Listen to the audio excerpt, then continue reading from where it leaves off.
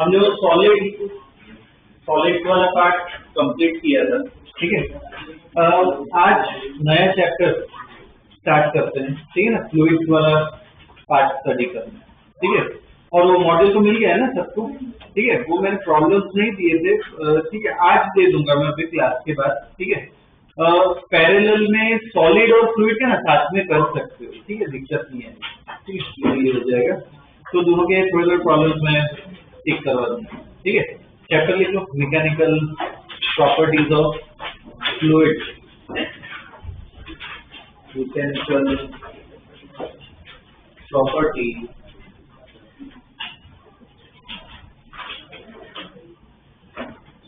mechanical properties of fluids.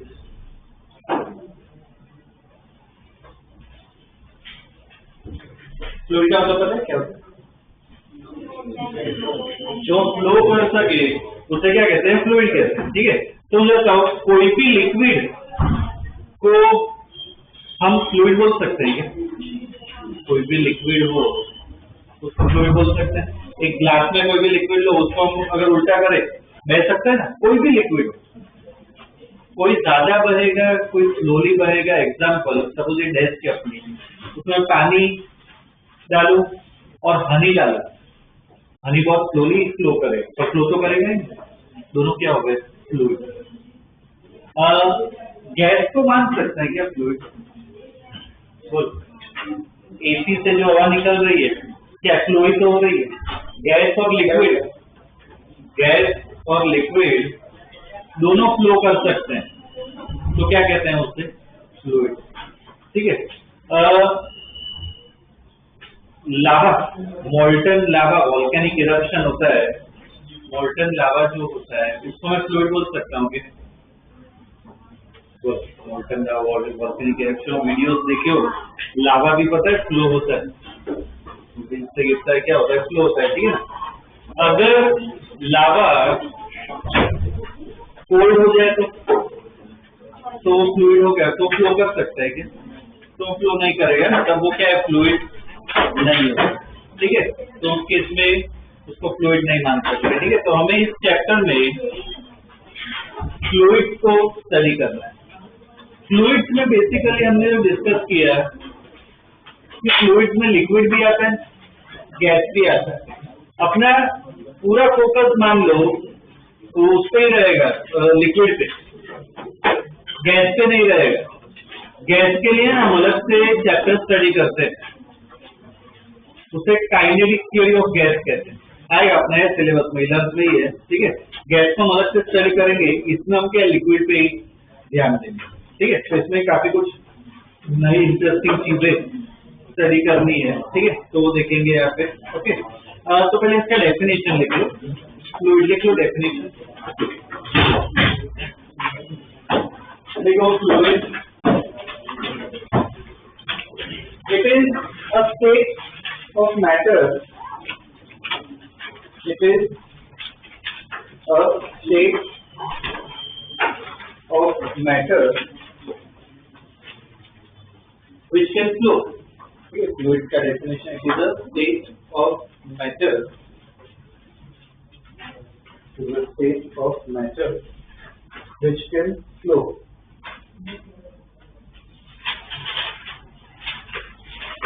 ठीक है, और उसमें कंडीशन में लिखो, liquids and gases are fluid. Liquids and gases liquids and gases are fluid.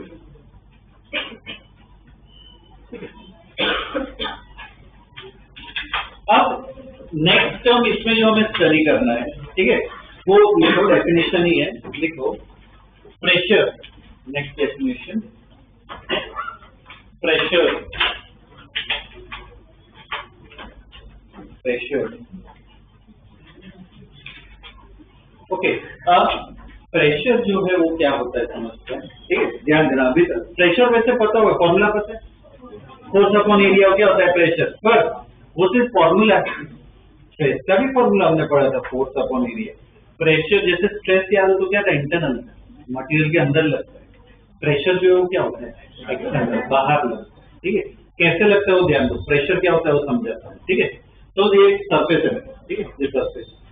अब मैं सपोज इस सरफेस पे ऐसे फोर्स लगा, ठीक, दूसरे हाथ से फोर्स लगा, और ये फोर्स लगा रहा हूँ तो ये जो फोर्स है एक पॉइंट पे लग रहा है या कोई एरिया पे लग रहा है, तो ऐसे यहाँ से एरिया पे लग रहा है।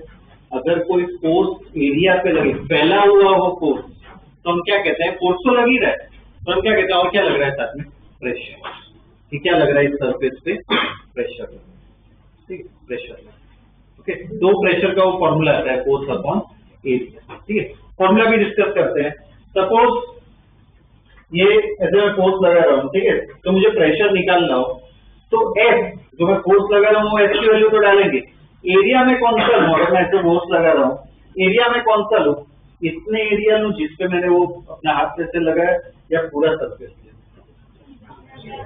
बोलो उसमें वो बहुत इंपॉर्टेंट है, एरिया कौन सा ले, जितने पार्ट पे क्या फोर्स लगा उतना ही एरिया लेना है। ठीक है ना, तो उसमें ध्यान रखना formula, force upon area, area क्या होगा जहाँ पे फोर्स फैला होगा। ठीक है, एक और पॉइंट डिस्कस करते हैं। तो यही सरफेस है, तो मैं ऐसे फोर्स लगा तो बोल सकता हूँ प्रेशर लगे, ऐसे फोर्स को क्या कहते हैं, जो सरफेस के अलोंग लगता है वो तो स्ट्रेस है। फोर्स को क्या कहते हैं, टेंजेंशियल, क्या कहते हैं, टेंजेंशियल। अगर मैं टेंजेंशियल फोर्स लगाऊं तो प्रेशर लग रहा है क्या, ये सरफेस देखो मैं ऐसे फोर्स लगाऊं तो प्रेशर लग रहा है, नहीं लगता है। प्रेशर लगाने के लिए फोर्स कैसा होगा, परपेंडिकुलर, तब बोल सकते हो क्या लग रहा है, प्रेशर। ठीक है, तो उसका डेफिनेशन लिखवा रहा हूं, ठीक है, उसके बाद फॉर्मूला उत्तर लिखते हैं। वैसे डेफिनेशन खुद से लिख सकते हो, ठीक है, साथ में लिखते हैं, force exerted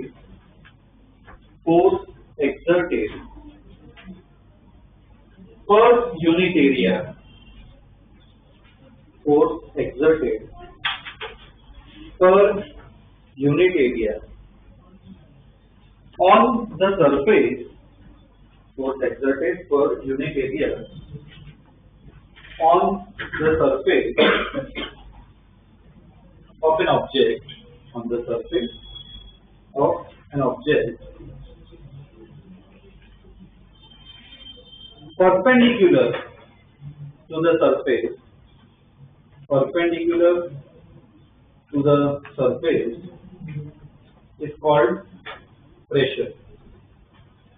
Perpendicular to the surface is called pressure. Statement समझ आ रहा है, वो टर्म अंडरलाइन करो, परपेंडिकुलर वाला। ठीक है, सरफेस के क्या होना चाहिए, परपेंडिकुलर होना चाहिए। ठीक है, वो जरूरी है। ओके, तो देखो इतना सिंपल डायग्राम अगर देखें, सपोज ऐसा कोई सरफेस है, तो इस सरफेस पे जो फोर्स है वो कैसे परपेंडिकुलरली लगना चाहिए, 90 डिग्री बनाना चाहिए। तो हम कहेंगे कि क्या लग रहा है, प्रेशर लग रहा है। प्रेशर का फॉर्मूला क्या होगा, फोर्स अपॉन एरिया। ठीक है ना, लिख लो, फोर्स एफ लग रहा है, उसका एरिया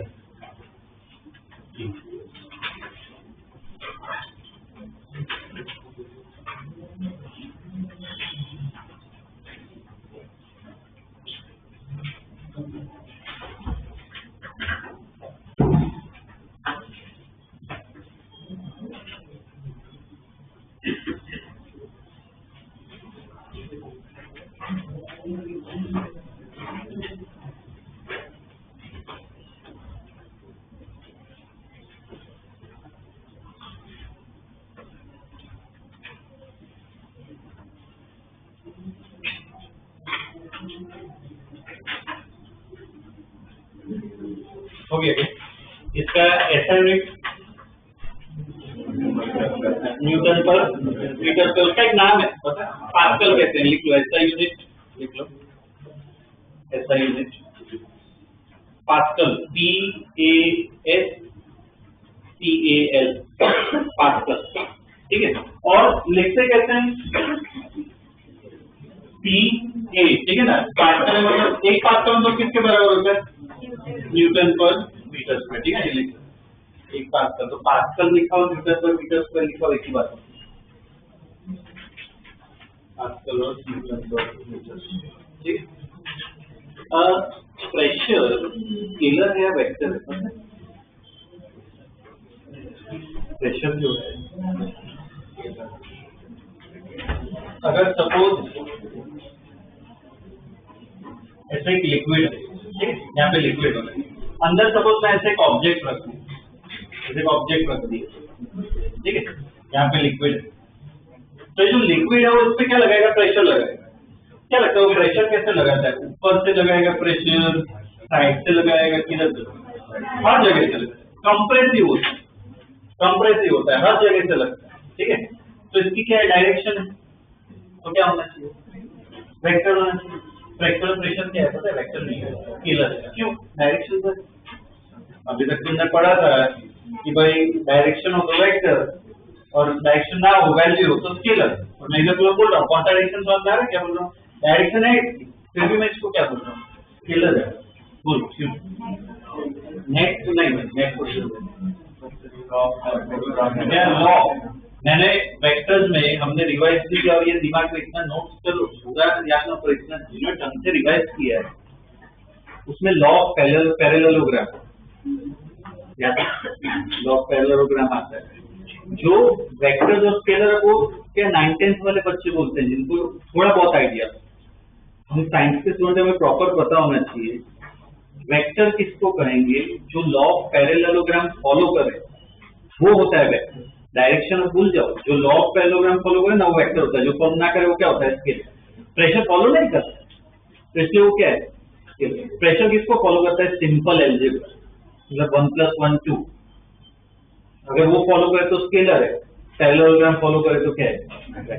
तो प्रेशर क्या है? वो उसको फॉलो करता है, सिंपल एल्जेब्रा। मतलब सपोज 10 पास्कल का प्रेशर लग रहा है, ऊपर से 20 पास्कल का प्रेशर लगा, टोटल प्रेशर कितना होगा? 30 पास्कल। डायरेक्ट आंसर, ठीक है, लिख लो। Pressure is a scalar quantity, pressure is a scalar quantity,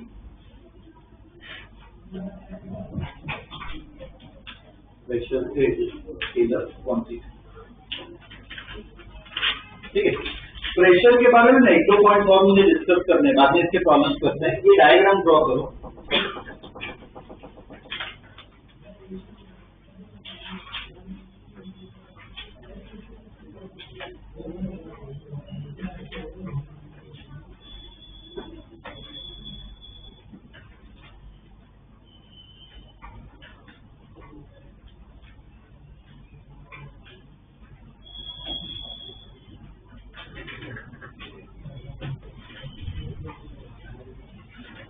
कर ले draw.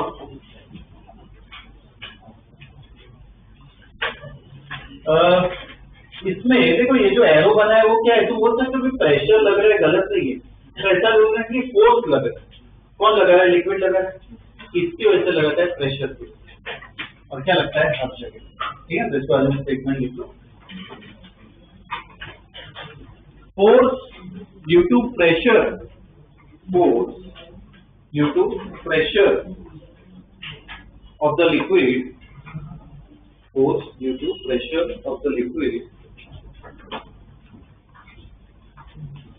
is exerted from all the directions, is exerted from all the directions, ठीक है, हर जगह से लगता है। ओके, चलो एक और इसमें पार्ट स्टडी करते हैं। सपोज ये लिक्विड ऐसे मैंने भर दिया है, ठीक है। अब यहाँ पे इसको ना ऐसे ऊपर में एक पिस्टन ऐसे लगाता हूँ, ठीक है, ऐसे पिस्टन बस ऐसे सील कर दिया, पिस्टन लगाता हूँ। अब इधर क्या कर रहे हैं? यहाँ पे फोर्स में लगा रहा है, प्रेस कर रहा हूँ, इसका एरिया ए ले लेते हैं। तो इसका मतलब क्या है? मैं एक्स्ट्रा प्रेशर एक्सर्ट कर रहा हूँ। वो प्रेशर कितना होगा? F/, उतना प्रेशर में एक्सर्ट कर रहा हूँ। किस पे एक्सर्ट कर रहा हूँ? किस पे एक्सर्ट कर रहे हैं प्रेशर? किस पे एक्सर्ट कर रहे हैं? लिक्विड में। क्या लगता है जो प्रेशर में लगा रहा हूँ वो सिर्फ ऊपर ही लगता है, नीचे लगता है, हर जगह लगता है? क्या होता है प्रेशर लगा? तो ये एक्स्ट्रा प्रेशर जो लगा है F/, वो जो असर हुआ सिर्फ ऊपर वाले पे हुआ, नीचे वाले पे हुआ, हर जगह काम करता है? हर जगह इसका असर ऐसा नहीं कि सिर्फ ऊपर लगा दे तो ऊपर असर होता है, हर जगह असर होता है, ठीक है, हर जगह होता है। इसका एप्लीकेशन अगर बताऊं तो पता है क्या है, कार में जो अपने पेडल दबाते हैं एक्सीलरेटर और ब्रेक का, उससे ही काम करता है। तुम ब्रेक से ऐसा फोर्स लगा रखते रहेगा, अगर कोई लिक्विड हाइड्रोलिक सिस्टम होती है तो जो प्रेशर तुम पैर पे लगाएगा पूरी गाड़ी में ट्रांसफर, ठीक है, उस पर ही काम करता है। तो ये ड्रॉ करो, लिखो, इसमें स्टेटमेंट लिख करो।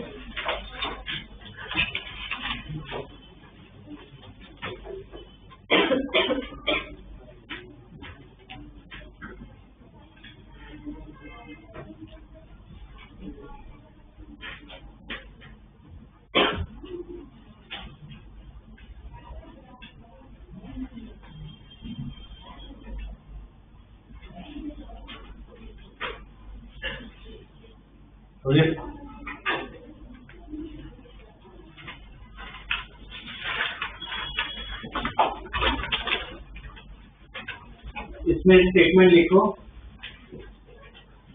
This pressure is transferred, this pressure is transferred to all the points in the liquid. This pressure is transferred to all the points in the liquid. Pressure is transferred to all the points in the liquid.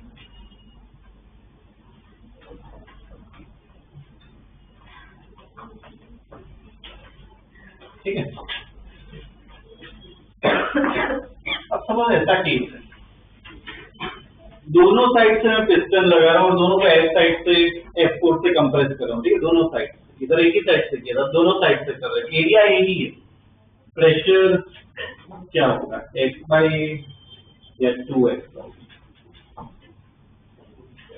क्या होगा, 2x by double force लगा रहे हैं, answer मैं देता हूँ, logical गलत नहीं है, डबल फोर्स लग रहा है 2x बाई एनर्जी, आंसर ही है 2x बाई f बाई ही है।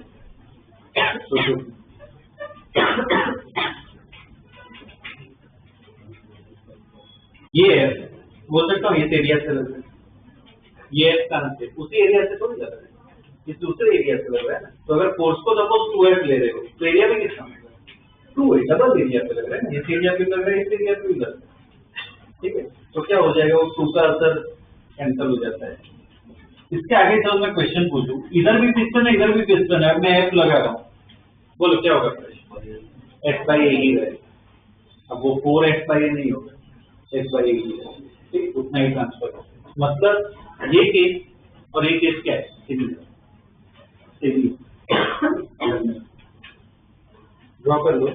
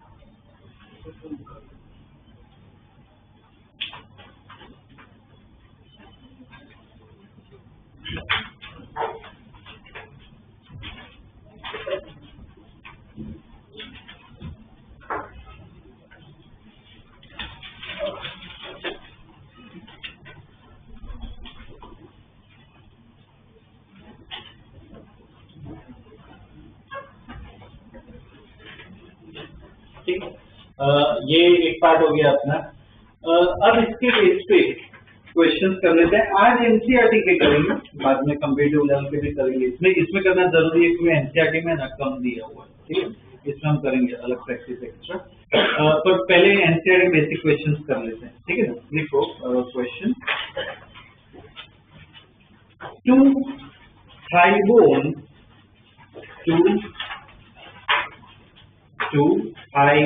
बोन ब्रैकेट में लिखो फीमर, FEMUR, फीमर कहते हैं, ठीक है ना, अपने जो थाई बोन्स होते हैं, ठीक है, 2 thigh bones, ठीक है, देखो femur, each of cross section, each of cross section 10 centimeter square, each of cross section 10 centimeter square, support the upper part of body, support the upper part of body of mass 40 kg, upper part of the body of mass 40 kg. Full stop. Estimate average pressure, estimate average pressure sustained, average pressure sustained by the femur, average pressure sustained by the femur. ठीक है, ये NCERT का है, ठीक है ना। देखो एकदम बेसिक प्रॉब्लम है, हम ऐसे, ठीक है, अगर स्टैंड करें तो ये जो दोनों अपने थाई बोन्स है, फीमर है, उससे क्या प्रेशर लगेगा, क्यों प्रेशर लगेगा, अपना अपर जो बॉडी पार्ट है, एब्डोमेन से ऊपर जो पार्ट है, उसका वजन क्या है, नीचे लगेगा, फीमर पे लगेगा। तो प्रेशर हमें निकालना है, तो फॉर्मूला हमें पता है, पहले तो ना विजुअलाइज करो कि जो फोर्स है, ठीक है, जो अपर बॉडी का जो फोर्स है वो किसके बराबर होगा, F इक्वल टू क्या होगा, प्रेशर है तो हमें F और दोनों निकालना है ना, F किसके बराबर होगा, mg, तो लिख लो, चलो कैलकुलेट, जी को 9.8 लेना, जी को 9.8 लेना,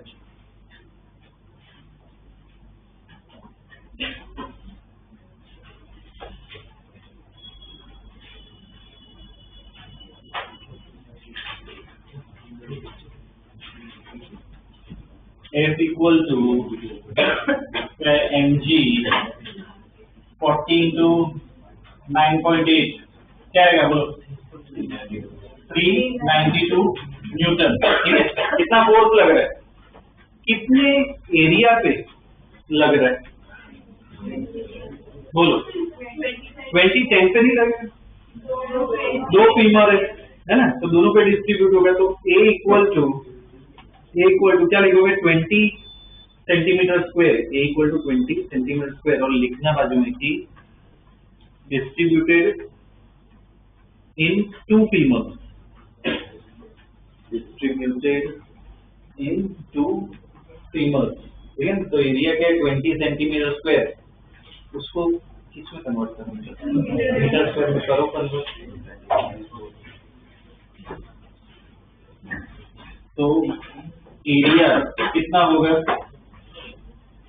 20 इंटू कितना आएगा 4 मीटर स्क्वायर। आप लगा सकते हो फॉर्मूला, क्या लिखो, क्या होगा, pressure on each femur, pressure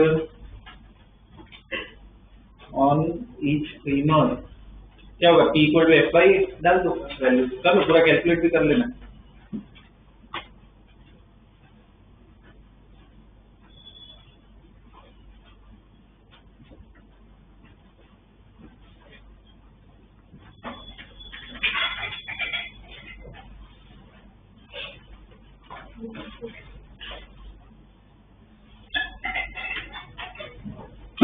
कर लेंगे कैलकुलेट,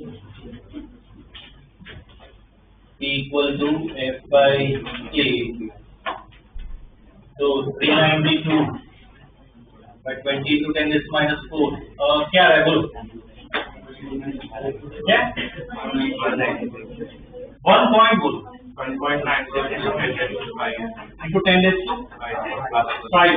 यूनिट क्या होगा, पास्कल, पास्कल लिखो या न्यूटन पर मीटर स्क्वायर लिखो, एक ही बात, ठीक है। इतना प्रेशर लगेगा 1.96 इंटू 10⁵ पास्कल, ठीक है, कितना प्रेशर लगता है, हाई वैल्यू है या लो वैल्यू है, 10⁵ है, काफी हाई वैल्यू है, ठीक है। पर हम तो नॉर्मली ऐसे खड़े होते इतना फील नहीं कर सकते हैं ना, तो क्यों, उसका सिंपल रीजन क्या है कि हम ऐसे ही इवॉल्व हो गए, पहले से हम यूज टू है, ठीक है ना। इससे एक्स्ट्रा अगर आ जाए, हम तो वेट गेन करें या एक्स्ट्रा लोड आ जाए सब उसको जो है तो डेफिनेटली फील करें, क्योंकि हम उसके यूज टू नहीं, ठीक है ना। बाइक बहुत ऐसे ही बढ़ होते रहते हैं तो हमें पता नहीं चलता, ठीक है, बाकी हाई प्रेशर होता है, ठीक है। नेक्स्ट क्वेश्चन, वो भी एनसीईआरटी का ही करवा रहा हूँ। नेक्स्ट क्वेश्चन लिखो, a 50 kg girl, a 50 kg girl wearing high heel shoes,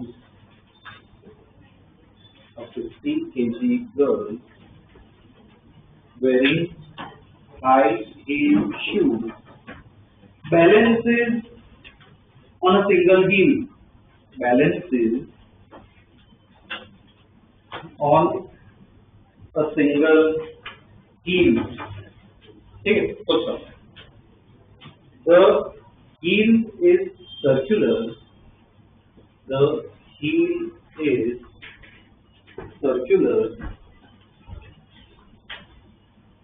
with a diameter of 1 centimeter, with a diameter of 1 centimeter, the diameter of 1 centimeter, ठीक है। What is the pressure exerted? What is the pressure exerted by the heel? What is the pressure exerted by the heel on the floor? Exerted by the heel on the floor, ठीक। तो देखो, इसमें भी अगर visualise करें, heal वाले shoes अगर देखें तो उसमें जो एज होता है वो क्या शार्प होता है, उसका एरिया क्या छोटा होता है। तो इसमें देखो, खुद ही को सॉल्व करना है, कैलकुलेशन ज्यादा हो तो वैल्यू डाल के छोड़ देना, मैं आंसर दे दूंगा। तो इसमें बस मुझे बताओ, एज पता चल जाएगा क्या? एरिया डायमीटर दिया है, एरिया क्या होगा? देखो ये ठीक है, पाया स्क्वायर सही है, एकदम गलत नहीं है, पर अभी से हैबिट रखो, अगर डायमीटर लिया है तो एरिया पाया स्क्वायर मत रखो, पाई स्क्वायर बैठो, वही हैबिट रखो, ठीक है। वो आगे काम आएगा इसलिए, ठीक है। वैल्यूज डाल के छोड़ दो, आंसर मैं दे दूंगा।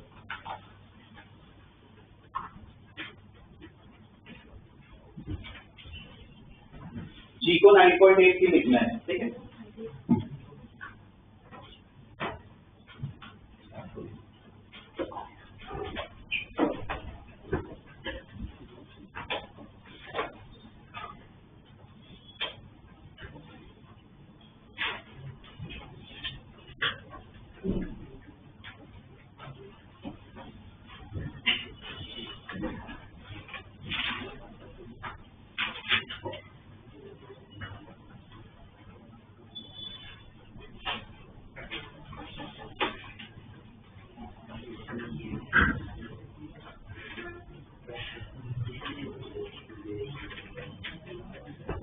वैल्यूज सब एसआई में रखनी है, वो ध्यान रखना, वैल्यूज एसआई में होनी चाहिए।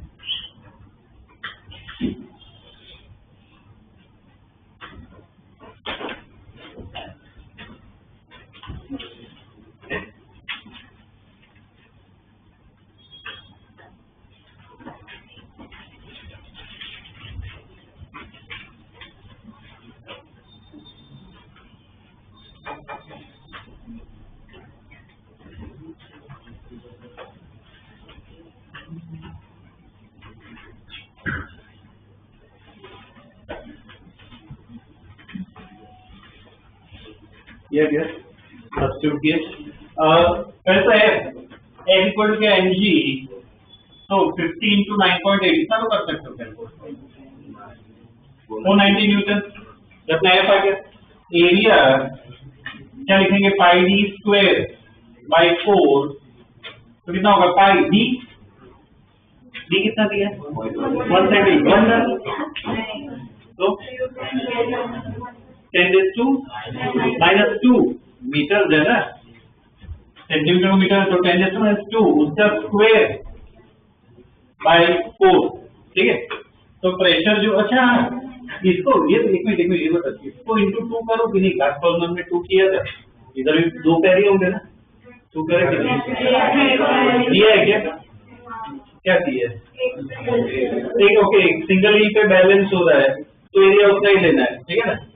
तो C इक्वल क्या होगा F बाई ए, जो वैल्यू सब्स्टिट्यूट करे तो 490 अपन ऐसे 5 10⁻², उसका स्क्वायर और 4 ऊपर आ जाएगा। ऐसे लिखना, ढंग से लिखनी है वैल्यूज तो आंसर मैं दे रहा हूँ पर ऐसे वैल्यूज ढंग से लिखो, ठीक है। जैसे आंसर लिख लो, आएगा 6.24 into 10⁶ पास्कल, 6.24 into 10⁶ पास्कल, ठीक है। इसका पास आंसर है। ये वैल्यू हाई है या लो है? हमने लास्ट कॉलम की उसके साथ कंपेयर कर तो भी हाई 10⁶ 10-15 गुना है, काफी हाई वैल्यू है। हील पहनने से जमीन पे बहुत ज्यादा फोर्स एक्सर्ट होता है, ठीक है। एक और केस बताओ तो, ये हम जनरली शूज और वो सब पहनते हैं तो अपना जो बॉडी वेट है वो क्या पूरे फुट पे फैल रहा है, ठीक है। तो सपोज ऐसा क्वेश्चन है कि भाई ऐसे यहाँ पे खड़े हैं, ठीक है, और मेरे पैरों पे कितना प्रेशर लग रहा है, फोर्स फ्लोर पे कितना लग रहा है, नॉर्मल शूज पहने हो तो क्या आना चाहिए? एफ तो क्या आएगा, mg के बराबर ही आएगा। एरिया किसका लोगे, फीमर का लेंगे, नीज का लेंगे, किसका लेंगे? फुट इंटू 2 करना है नहीं, बोलो इंटू 2 करेंगे नहीं, फॉर्मूला में हम खड़े हैं, करेंगे ना दोनों पे क्या हो रहा है, तो इंटू क्या होगा 2, ठीक है। कुछ वैल्यू आएगी, कुछ वैल्यू आएगी। और एक ये डांस फॉर्म आता है जो पर्टिकुलर वो होता है, बैलेरिना कहते हैं, तो डांस करते हैं, पता है वो क्या होता है, एक वो टोज पे खड़े होते हैं, तो फिजिक्स के नाचना नहीं है वो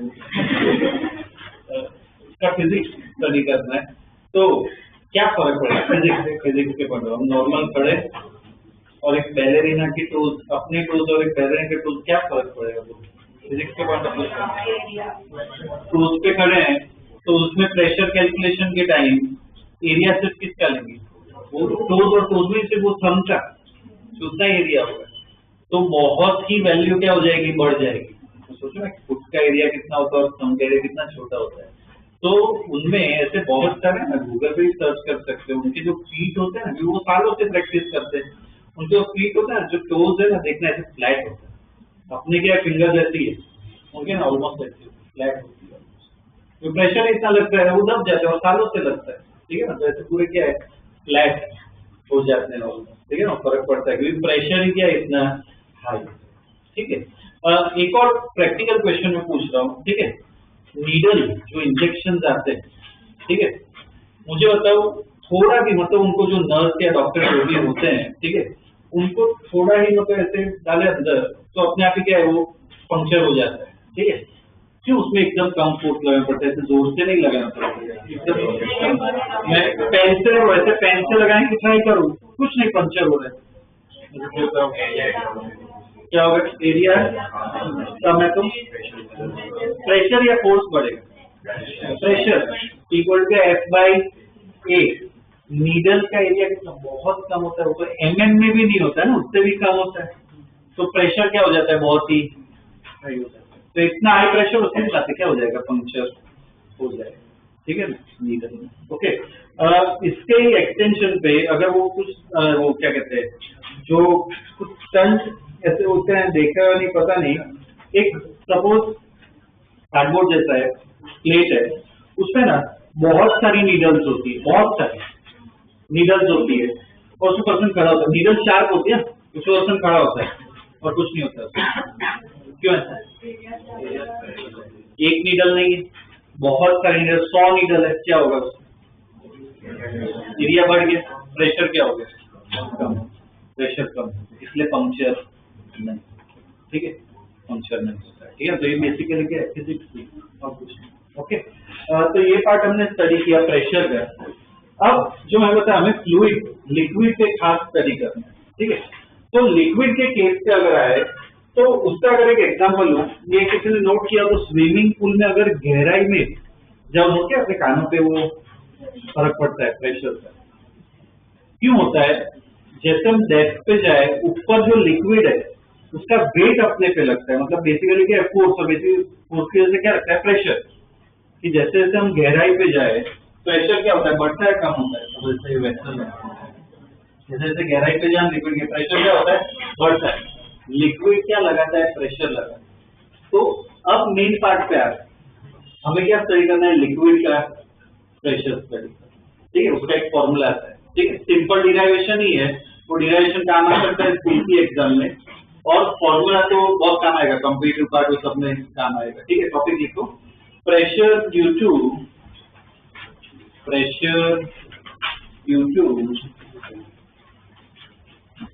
liquid column, pressure due to liquid column, pressure due to a liquid column। ठीक है, तो ऐसे वेसल है, इस वेसल में क्या लिक्विड भरा हुआ है। ठीक है, तो ये लिक्विड यहाँ पे क्या प्रेशर लगेगा लिक्विड की वजह। ठीक है, अब वो प्रेशर का मुझे फॉर्मूला बनाना है, तो वो फॉर्मूला डिराइवेशन है, क्या करते हैं, लिक्विड में ही मानो कि एक इमेजिनरी सिलेंडर ड्रॉ कर रहा हूं। ठीक है, इंपॉर्टेंट पॉइंट क्या है, ये सिलेंडर लगाने अलग से मैं सिलेंडर नहीं डाला अंदर, वो लिक्विड है, उसके अंदर एक सिलेंडर में ड्रॉ कर रहा हूं, तो क्या लिक्विड ही है। ठीक है, सिलेंडर है। अब इसका एफबीडी हम स्टडी करेंगे, मतलब जो फोर्स वो सब लग रहा है वो स्टडी करेंगे, उसका अपना आंसर है। ठीक है, लिक्विड की डेंसिटी कुछ रो ले लेते हैं। ठीक है, लिक्विड की डेंसिटी रो, इस सिलेंडर की हाइट कुछ ऐसे ले लेते हैं। ठीक है, इसका एरिया ये ले लेते हैं। ठीक है, शुगर का स्टेटमेंट बताओ क्या है, आगे बोलो क्या है, कंसीडर सिलेंडर नहीं, पहले उस लिक्विड क्या, consider liquid of density rho in a vessel, पहले वो आएगा, और उसके बाद क्या लिखना है, सिलेंडर के बारे में लिखना है। ठीक है, लिखो, पहले बाद में डायग्राम ड्रॉ करना, पहले स्टेटमेंट लिखो, consider a liquid of density rho, consider a liquid of density rho at rest in a container,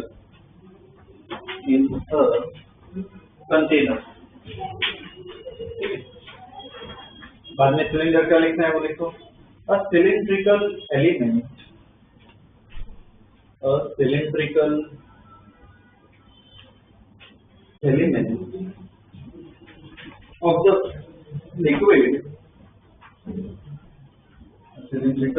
of the liquid, has area A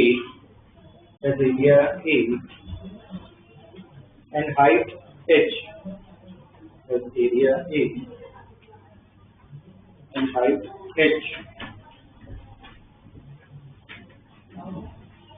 ठीक है, ड्रॉ करो डायग्राम।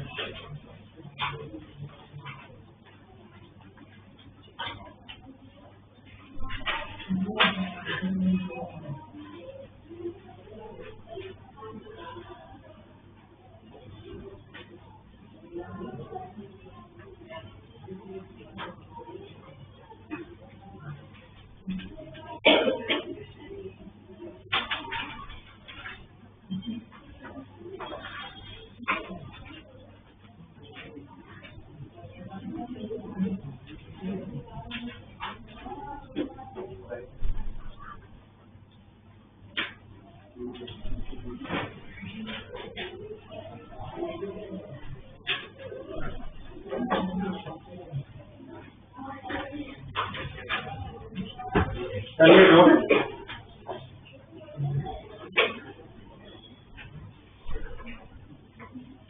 ओके, अब इसका ये जो सिलेंडर है इसका एफपीडी अगर बनाए तो इसका एफपीडी कैसा होगा, अलग से ड्रॉ करते हैं।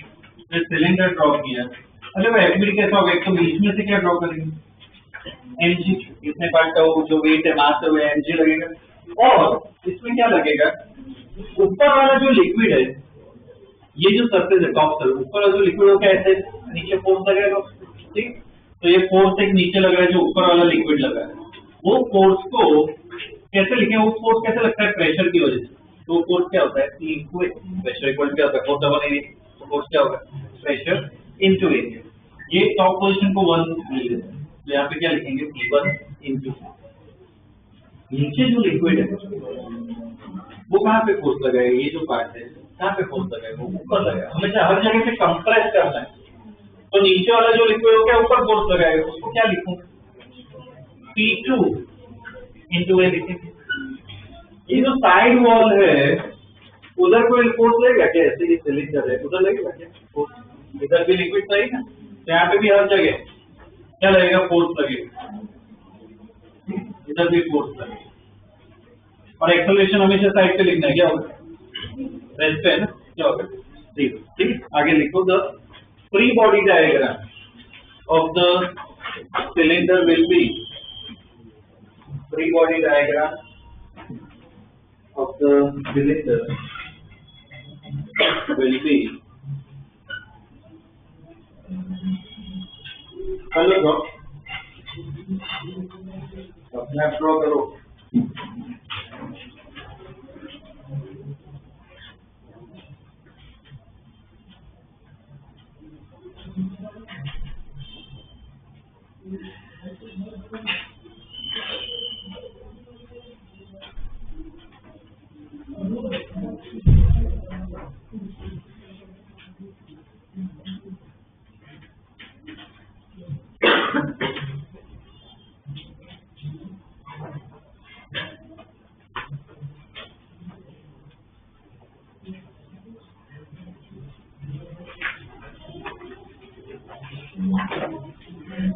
चलिए लो, अब एक्स डायरेक्शन में जो फोर्स लग रहे हैं वो मैं बोल सकता हूँ कैंसिल हो जाएंगे। इस तरफ से लग रहा है, इस तरफ से हो जाएगा, कैंसिल हो जाएगा डायरेक्ट। उसके कोई इक्वेशन लिखने की जरूरत नहीं है, इसके आगे लिखो, the horizontal forces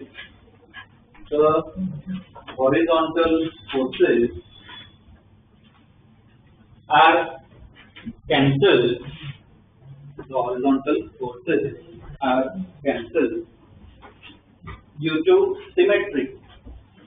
The horizontal forces are cancelled due to symmetry. हमें जो मेन इक्वेशन लिखनी है वो किसमें? वर्टिकल डायरेक्शन में लिखनी है। ठीक, नेक्स्ट टाइम लिखो, in vertical direction, in vertical direction, in vertical direction. क्या होगा अगर वर्टिकल डायरेक्शन देखे? तो देखो ऊपर फोर्स क्या लग रहा है? P2 है, नीचे ये दोनों लग रहा है, बोलो क्या लिखो? P2 का क्या है?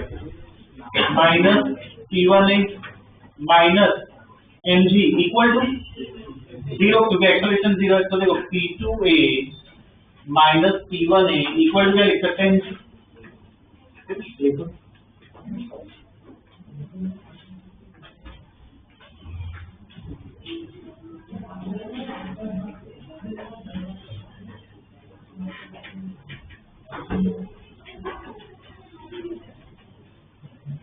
लिख लिए। ठीक है, अब ये एक और पॉइंट बता रहा हूँ, लिक्विड की अगर बात करें ना तो जनरली उनका मास नहीं दिया होता, क्या दिया होता है? डेंसिटी, उनकी डेंसिटी दी होती है। तो मास को क्या रिप्लेस करना पड़ेगा? तो इससे आगे लिखो, the mass of the cylinder, the mass of the cylinder can be obtained using density. Mass of the cylinder can be obtained using density. So, mass को कैसे लिखते हैं? Density equal to mass upon volume. Mass equal क्या लिख सकते हैं? Density into volume. Cylinder का volume बोलो क्या होगा? पाई आर स्क्वायर, नहीं पर एक वो एरिया ये लिया है ना, तो a इंटू क्या लिख सकते हो? h, ठीक है ना, ये होगा आपका मास। लिखो,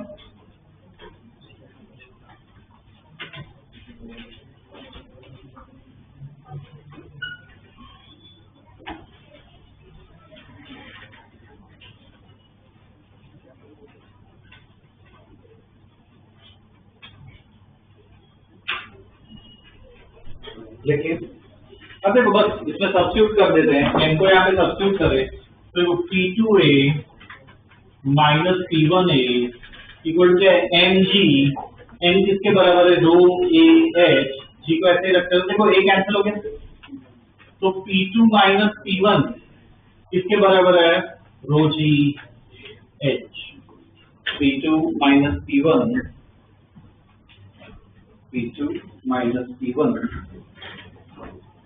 इक्वल टू क्या है रो जी एच।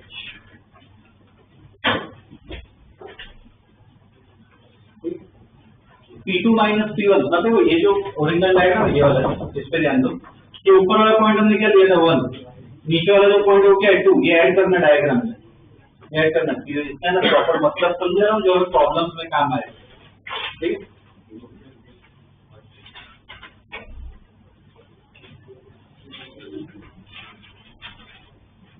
ओके प्रॉब्लम्स में जो काम आएगा उस हिसाब से समझा रहा हूँ। देखो ये जो इक्वेशन है ना उसका बॉक्स बना दो, तो P2 माइनस P1 है अपना रो जी एच,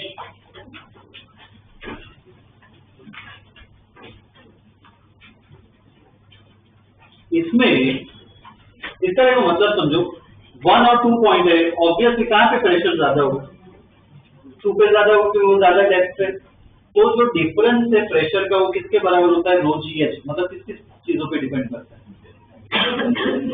इस पे रो पे मतलब क्या डेंसिटी पे, और जी तो कांस्टेंट है तो और किस पे डिपेंड करता है हाइट नहीं प्रॉपर एच मतलब हमेशा हाइट नहीं होता है, ये 2 पॉइंट के बीच का उस पे फर्क पड़ता है, ठीक है, डिफरेंस पे डिपेंड करता है। ओके हमें फॉर्मूला यूज कैसे करना है वो भी मैं आगे बता रहा हूँ। क्या करते हैं इसमें, ये सिलेंडर इसको ना खींच के यहाँ पे लेके आते हैं, मतलब 1 पॉइंट कहाँ पे ले लेते हैं सरफेस पे भी एक प्रेशर होता है, पता है कौन सा प्रेशर, एटमॉस्फेरिक प्रेशर, आसपास एटमॉस्फेयर है ना तो उसका भी क्या होता है प्रेशर होता है, उसकी वजह से फिक्स है वो मैं लिखवा रहा हूँ, ठीक है, तो उसके बारे में स्टडी करते हैं, इसके आगे लिखो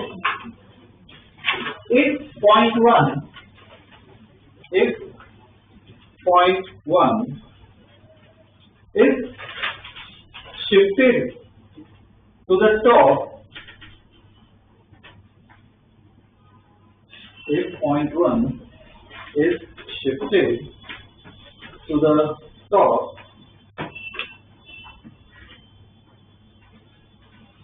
8.1 is shifted to the top, then P1 can be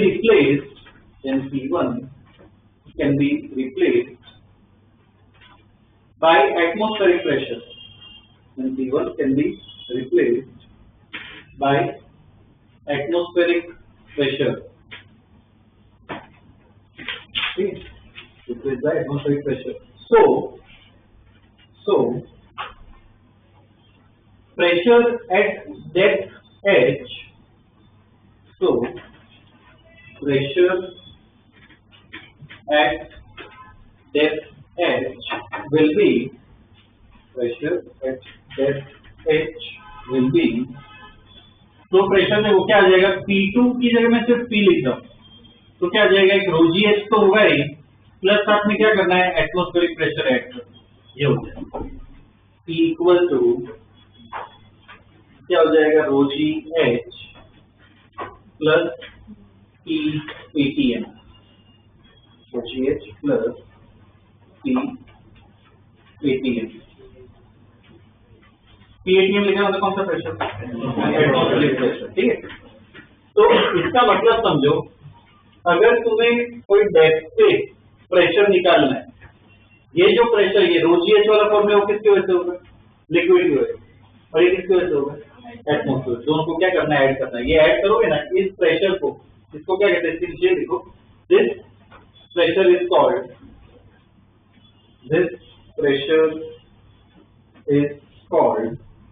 absolute pressure. This pressure is called absolute pressure. This pressure is called absolute pressure. ठीक है, सिर्फ लिक्विड का निकालना हो तो कितना होता है, और मेन अपने जो कॉम्पिटिटिव लेवल के प्रॉब्लम्स करेंगे उसमें सिर्फ लिक्विड का फोकस रहेगा, कितना होता है सिर्फ लिक्विड का चाहिए तो रो जी एच, एटमोस्फेयर का नेचुरल लिक्विड है जैसे क्या होगा रो जी एच, तो उसका भी नाम है, उसको कहते हैं गॉज प्रेशर, उसको गॉज प्रेशर कहते हैं, ठीक है, वो भी लिखो नेक्स्ट टाइम में। The pressure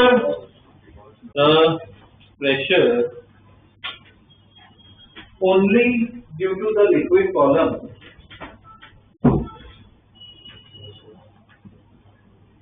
the pressure only due to the liquid column will be equal to pressure only due to the liquid column will be equal to rho GH will be equal to rho GH. This pressure is called gauge pressure, GAUGE, gauge pressure.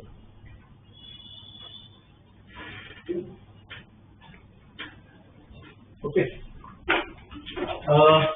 बस एक दो point और लिखवाना है, बाद में problems कर सकते हैं इसके।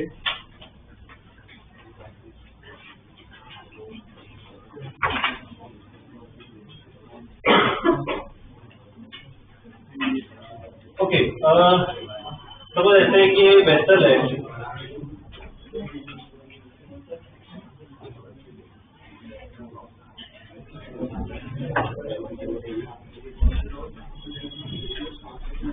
ओके ध्यान दो, दो वेसल है, ठीक है, ऐसा अलग अलग शेप के वेसल है, दोनों में सेम लिक्विड मैंने डाला हुआ है, सेम लिक्विड है मतलब डेंसिटी क्या होगी, सेम हाइट तक फिल कर रहा हूं, ठीक है, तो इसको वेसल ए ले लेते हैं, इसको वेसल बी ले लेते हैं, तो एट द बेस प्रेशर ए में प्रेशर कितना होगा, ए पे अगर मुझे प्रेशर जानना हो तो क्या होगा, प्रेशर लिक्विड का होगा, साथ में किसका, एटमोस्फेयर का भी होगा, तो जो बता मुझे सिर्फ किसमें इंटरेस्ट है, सिर्फ लिक्विड का इंटरेस्ट, ठीक, तो at the base pressure due to liquid, ठीक है, सिर्फ लिक्विड का जानना है, कौन सा फॉर्मूला यूज करो, वो गॉस प्रेशर वाला क्या होगा, रो जी एच, एच का मतलब हाइट नहीं होता है, डेप्थ देखो, सरफेस से कितना नीचे, तो एच, बी में कितना, बोलो, रो जी एच ही होगा, फॉर्मूला अगर अप्लाई करें तो यही होगा रो जी, इसका मतलब प्रेशर वेसल के शेप पे डिपेंड करता है, शेप का कोई फर्क नहीं, मेन किस पे डिपेंड करता है, प्रेशर, डेंसिटी और कितने हाइट तक, शेप पे कभी डिपेंड नहीं करता, कैसा भी वेसल शेप पे डिपेंड नहीं करता, ठीक है, तो ये ड्रॉ करो, ये लिखो,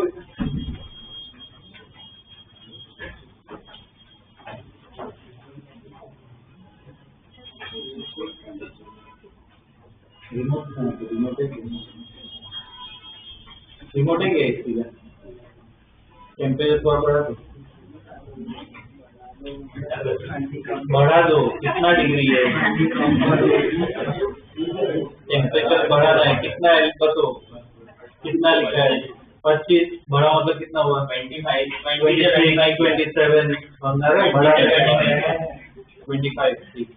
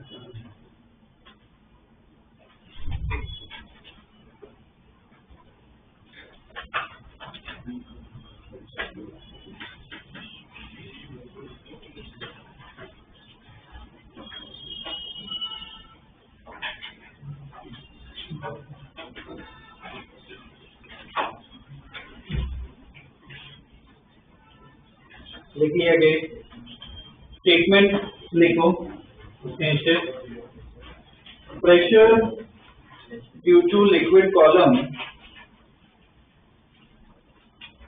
pressure due to liquid column depends only on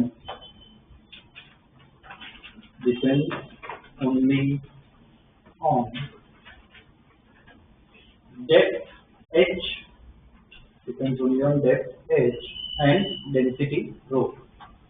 Depth h and density rho. It is independent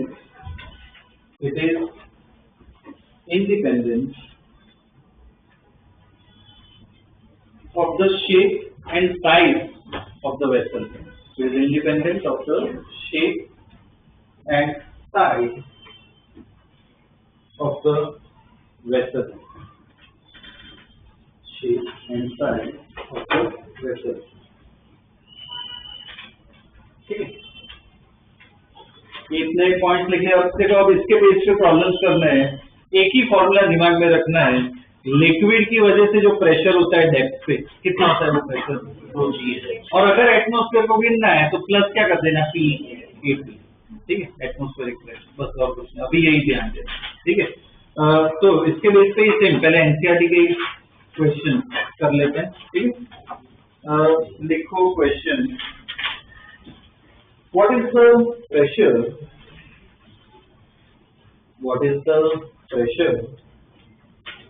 on a swimmer? What is the pressure on a swimmer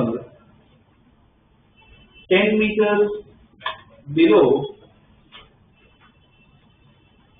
What is the pressure on a swimmer 10 meters below the surface of a lake? 10 meters below the surface of lake. ठीक है, एक swimmer है, वो lake के अंदर है, 10 metre नीचे है, तो उस पर प्रेशर पूछा है, कौन सा प्रेशर में गिनूं? सिर्फ लिक्विड का गिने? अगर सिर्फ लिक्विड का गिने तो उसे क्या कहते हैं, कौन सा प्रेशर कहते हैं? Gauss pressure. एटमॉस्फेयर का अगर ध्यान में रखो तो उस प्रेशर को क्या कहते हैं, एब्सोल्यूट। क्वेश्चन में नहीं दिया है, सिर्फ प्रेशर पूछा है, गॉस लिखिए या एब्सोल्यूट। ये क्वेश्चन है, विजुअलाइज करके तुम्हें बताना। लेक के अंदर है तो लिक्विड का है, लेक के ऊपर क्या एटमॉस्फेयर होता है, तो पूरा प्रेशर गिनना, एब्सोल्यूट गिनना। ठीक है, तो इसमें ना पहले मैं कुछ डेटा दे देता हूँ, जैसे एटमॉस्फेयर प्रेशर ना लिख लो, वो याद भी रखना, वैल्यू याद भी रखना। PATM लिख लो, PATM इक्वल टू 1.013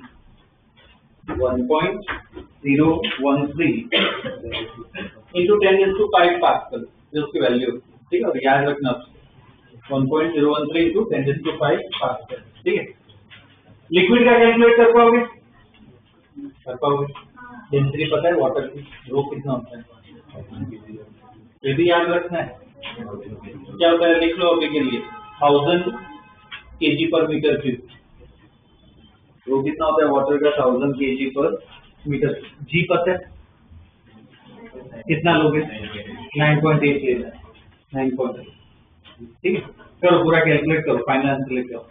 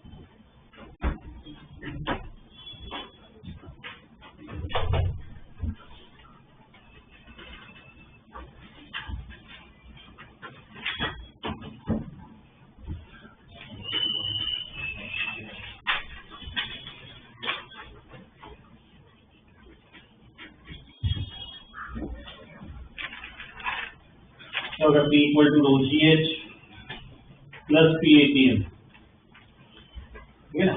ये रो कितना है 10⁻3, जी कितना है 9.8, एच कितना है 10 प्लस ये कितना है 1.013 × 10⁵। तो इसको भी 10⁵ में कर दो तो कितना हो जाएगा, ये 0.98 × 10⁵ लिख सकते हैं प्लस 1.013 × 10⁵। इतना बेसिक कैलकुलेशन आना चाहिए। क्या आएगा आंसर 1.993 × 10⁵ पास्कल, ठीक है।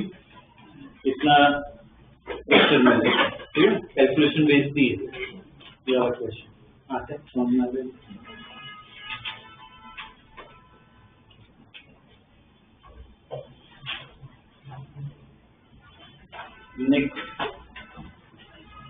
Next question.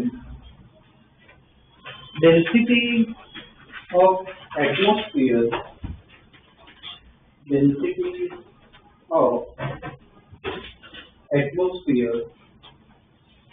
at sea level. Density of atmosphere at sea level is density of atmosphere at sea level is 1.29 kg per meter cube. Density of atmosphere at sea level is 1.29 kg per meter cube. ठीक है। Assume that it does not change. Assume that it does not change with altitude. Assume that it does not change with altitude. Then, how high would the atmosphere? Then, how high would the atmosphere extend? Then, how high would the atmosphere extend?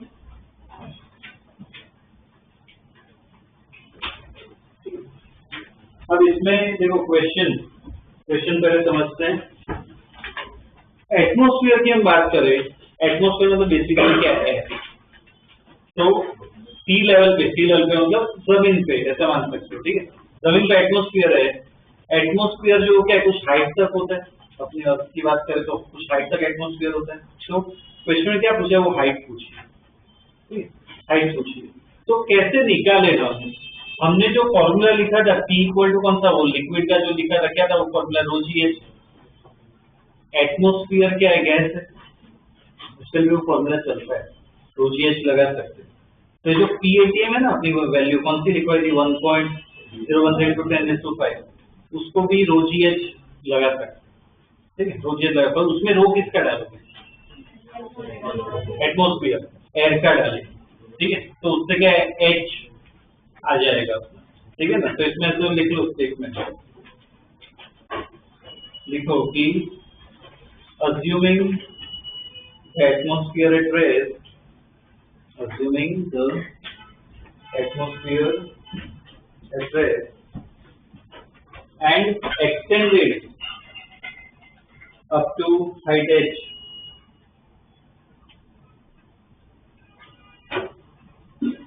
and extended up to height H, ठीक है। तो उसका क्या लिख सकते हो, ये जो एटमॉस्फेरिक प्रेशर है PATM, उसके लिए फॉर्मूला लगा सकते हो, क्या होगा रो जी एच। तो इधर रो कितना डालोगे, एटमॉस्फेयर, PATM की वैल्यू, सब वैल्यू से एक बार सब्स्टिट्यूट करो ढंग से। एच का आंसर मैं दे दूंगा, ठीक है, एच मैं दे दूंगा, ये वैल्यूज बस डाल दो।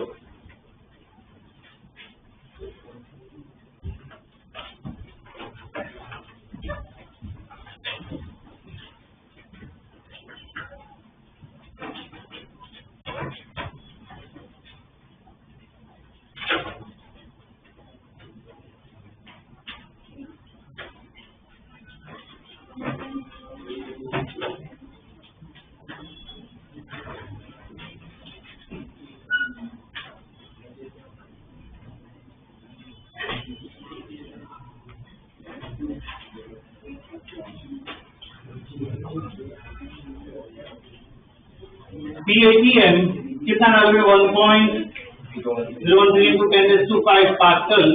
ये रो एटीएम कितना डालोगे 1.29 जो दिया है वो। G कितना डालोगे 9.8 into 8 इधर से 8 आ जाएगा। अप्रोक्स वैल्यू लिख लो 8 किलोमीटर जितना है। H जो है वो क्या आएगा अराउंड 8 किलोमीटर उसके आसपास आएगा अपने आप। ठीक है 8 किलोमीटर मतलब ये कैलकुलेशन के हिसाब से अपना एटमॉस्फेयर के इधर से 8 किलोमीटर ऊपर तक रहना चाहिए, उसके बाद कुछ नहीं होना चाहिए। आइडिया वो थोड़ा तो पता है अपने एटमॉस्फेयर की हाइट पता है कितनी? अपना एटमॉस्फेयर जो एक्चुअली है इधर तक कितनी हाइट तक है? एटमॉस्फेयर के अलग अलग लेयर जाते हैं पता है? स्ट्रेटोस्फीयर आता है, आयनोस्फीयर आता है, अलग अलग लेयर जाते हैं। 200-300 किलोमीटर तक होता है अपना एटमॉस्फेयर रियल में। 200-300 किलोमीटर तक एक्सटेंड होता है। अपना कितना है 8 किलोमीटर। काफी गलत है आंसर। क्या गलती थी इसमें? एक मेजर गलती क्या थी? जो डेंसिटी लिखी 1.29 क्या बोला कि वो कांस्टेंट लेगा। प्रैक्टिकली में देखें ना जो 1.29 है वो जमीन के आसपास ही होता है। जैसे जैसे हम ऊपर जाए ना हाइट पे डेंसिटी ये जो रो है ना ये वैल्यू कम होती जाती है, इसलिए क्या है काफी हाइट तक जाता है। और देखो सिंपल है ये वैल्यू अगर कम हो तो इसको क्या होना पड़ेगा बढ़ना पड़ेगा। वैल्यू कम हो रही है तो दूसरी क्या तो 200-300 किलोमीटर एक्सटेंड होता है एक्चुअल में एटमॉस्फेयर। ठीक है ये एक पार्ट हो गया। एक और क्वेश्चन कर लेते हैं। ठीक है इसका ये फॉर्मूला बेस एनसीईआरटी का ही है। लिखो next question. At a depth of 1000 meters in an ocean, at a depth of 1000 meters, at a depth of 1000 meters in an ocean, पहले पार्ट में लिखो, पहले पार्ट में what is the absolute pressure? What is the absolute pressure? What is the absolute pressure? ठीक है पहले part में। दूसरे पार्ट में लिखो what is the Gauss pressure? What is the Gauss pressure? What is the Gauss pressure? ठीक है ये दूसरे पार्ट में। तीसरे पार्ट में लिखो find force acting on the window. Find force acting on the window of area 20 by 20 of area 20 by 20 centimeter square. 20 by 20 मतलब divide में नहीं 20 into 20 बना एरिया को ऐसे लिखते हैं 20 by 20 centimetre square of a submarine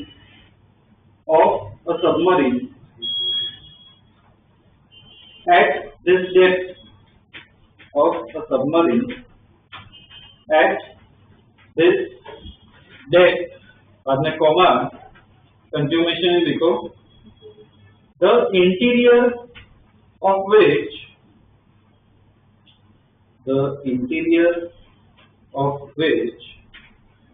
is maintained at atmospheric pressure.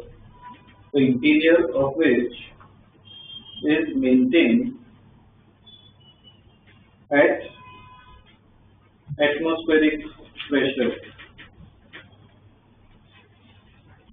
अब first और सेकंड पार्ट अपने आप करो।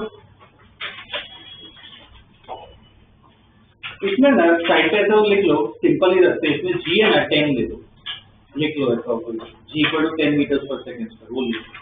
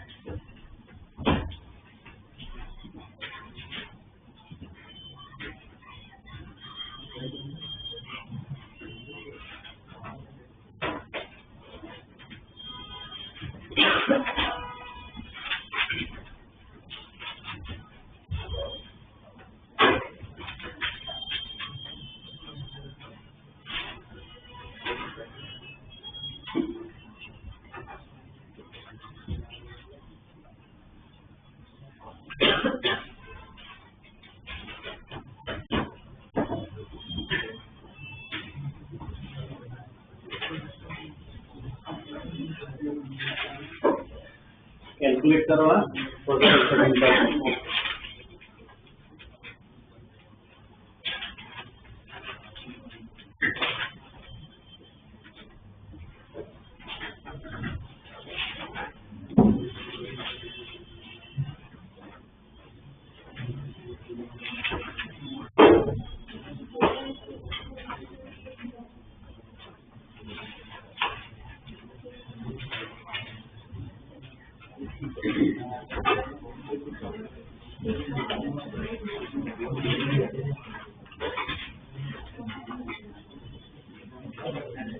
पहले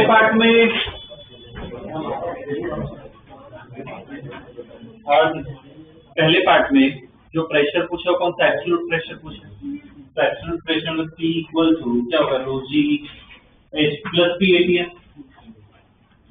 तो रो जी एच, रो कितना है 1000, जी को 10 ही लेना है, एच कितना है 1000 मीटर दिया, ओके, प्लस पी एटीएम कितना है 1.013 इंटू 10⁵ है ना।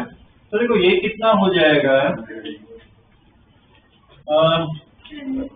कितना होगा ये,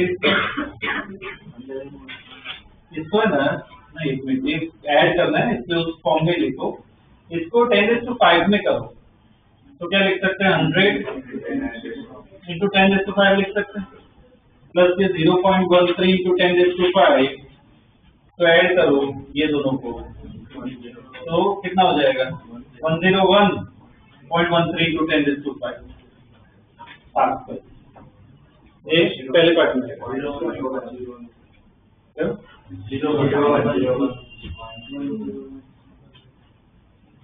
0.013। हाँ तो सिर्फ ये लिख सकते हो अप्रोक्सीमेट, ठीक है, यह आंसर। अब दूसरे पार्ट में क्या पूछा, गॉस प्रेशर। गॉस प्रेशर क्या होगा, सिर्फ रो जी एच, ये तो ऑलरेडी निकाल लिया, कितना होगा 10 into 1000 कितना हो गया 10⁷ पास्कल, खत्म, ये तो डायरेक्ट ही आ गया, इतना ही है, फर्स्ट और सेकंड पार्ट इतना ही है। तीसरा पार्ट मेन है इस क्वेश्चन में, क्या दिया कि एक सबमरीन है, उधर सबमरीन जो है वो क्या है काफी डेप्थ पे नीचे जाती है। पहली बात तो क्या है, कोई भी सबमरीन में ना विंडो नहीं होता, सबमरीन में कभी विंडो नहीं है, ठीक है, क्योंकि सबमरीन इतनी गहराई पे होती है, विंडो का कोई काम नहीं होता, इतनी गहराई पे कोई लाइट वाइट वो सब कुछ नहीं होती कि तुम्हें दिखेगा बाहर, ठीक है, और विंडो क्या है नाजुक होते हैं, तो सबमरीन तो मेटल की बनी होती है, ठीक है, तो विंडोज कभी होते ही नहीं है। पर एक थियोरेटिकल क्वेश्चन कि सबमरीन एक विंडो है, तो विंडो पे ना हमें फोर्स फाइंड करना है, देखो ध्यान से पढ़ो इसमें। तो मान लो जो हाथ में मेरा विंडो है, इस तरफ वाटर है, आसपास ओशन है, ये सबमरीन का अंदर का पार्ट, तो वाटर जो है वो किस तरफ फोर्स लगाएगा, ये तो विंडो है, यहाँ ओशन है, यहाँ पे वाटर है, किस तरफ फोर्स लगाएगा, ऐसे फोर्स लगाएगा। अंदर आसपास एयर है, दिया एटमोस्फियर है, तो एटमोस्फियर भी फोर्स लगाएगा, किस तरफ फोर्स लगाएगा, इस तरफ। तो इस तरफ F1 है, यहाँ पे F2 है, नेट फोर्स कितना, F1 प्लस F2 है, F1 minus F2, opposite axial क्या होगा F1 माइनस F2, तो दोनों निकालने हैं, पहले F1 F2 निकालते हैं, ठीक है ना। तो इसमें F1 किसकी वजह से आएगा, वाटर की वजह से। अब वो ध्यान रखना है, प्रेशर हमने पढ़ा है ना, तो इधर फोर्स कहाँ से आएगा, mg से नहीं आता, इधर फोर्स किसकी वजह से आता है, प्रेशर की वजह से, प्रेशर इनटू एरिया, ठीक है। तो तीसरे पार्ट में लिखो, तीसरा पार्ट में है, देखो outside the submarine, outside the submarine pressure, outside the submarine force outside the submarine, force will be due to absolute pressure.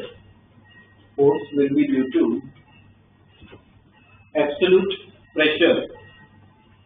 Force will be due to absolute pressure. So F1 equal to क्या होगा? Pressure into area, मतलब P1 into A.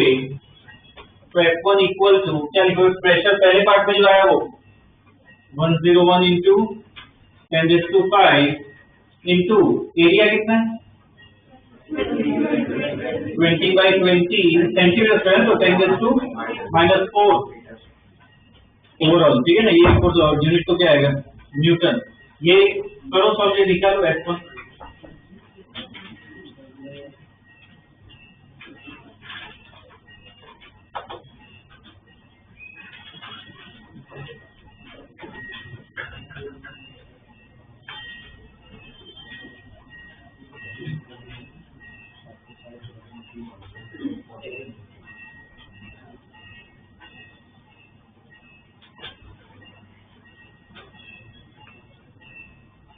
कितना आ रहा है?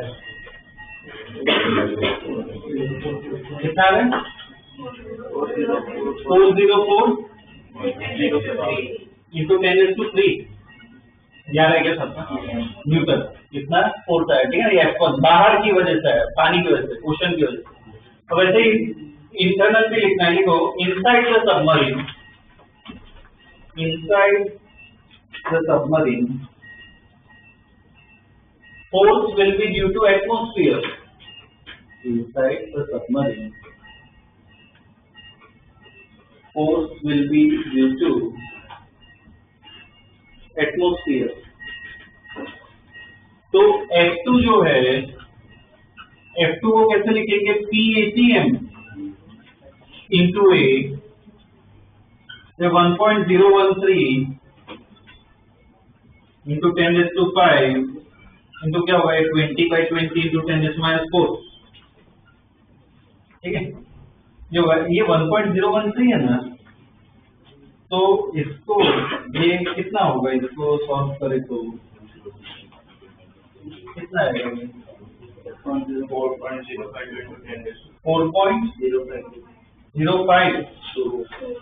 2 into 10⁻³ Newton, 4.052 into 10⁻³ Newton ये आया, ठीक है? नेट फोर्स क्या होगा? F1 minus F2, ठीक है? लिख लो the net force on the window, the net force on the window F equal to net force on the window F equal to क्या होगा? F1 minus F2। तो देखो दोनों को माइनस करते हैं ना, तो इसमें ना इसकी वैल्यू 4 ले लो, 4.04 नहीं चलते हैं, अप्रॉक्सी लाना है। तो नेट फोर्स के F1 minus F2 करे कितना आएगा? 400 into 10⁻³ मतलब कितना हो गया? 4 into 10⁵ न्यूटन, 4 into 10⁵ न्यूटन, इतना फोर्स रहेगा, ठीक है? दोनों को क्या किया? माइनस, ठीक? This will be the force, okay? इतना ये स्टडी कर लिया, ठीक है? नेक्स्ट क्लास में इसको और कॉम्पिटिटिव लेवल पे इसको पढ़ेंगे, ठीक है? अब इस वीक में ध्यान दो, इस वीक में क्या करना है? अभी मैं इसका कोई होमवर्क नहीं दे रहा हूँ, पर जो सॉलिड हमने किया था उसका होमवर्क मैं दे रहा हूँ। इस वीक में ना वो पैरेलल में करना है, ठीक है? कि फ्लूइड का नेक्स्ट क्लास में दूंगा, सॉलिड का भी दे देता हूँ, ठीक है? तो वो स्टार्ट कर सकते हो, नेक्स्ट क्लास में उसके डाउट डिस्कस करेंगे, ठीक है? मॉड्यूल है क्या? जाओ तो ठीक कर लो, लिख लो, वो प्रॉब्लम कर सकते हो।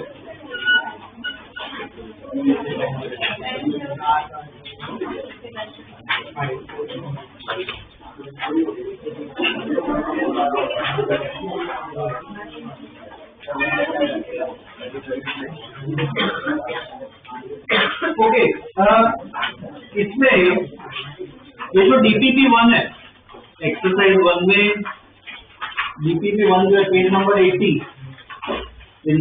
पे अपने मॉड्यूल में पूरा कंबाइंड है, पेज नंबर 80 पे उसमें जो DPP1 है ना वो पूरी टिक कर लो, वो कर सकते हो, ठीक है, DP1 अपनी हो गई, वो पहले चैप्टर वाली, ठीक है। और इसके बाद एक्सरसाइज 2 जो है पेज नंबर 86, उसमें MCQ है सेक्शन A, वो कर सकते हो, ठीक है। चलिए ट्राई करो वेडनेसडे तक DPP1 हो जाए, DP1 एटलीस्ट करके लाओ, जिसकी हो जाए वो आगे कर सकते हो, ठीक है ना, ये सेक्शन ही ट्राई कर सकते हो, ठीक है। नेक्स्ट क्लास में हम लोग प्रेशर और उस पर ध्यान देंगे, ठीक है।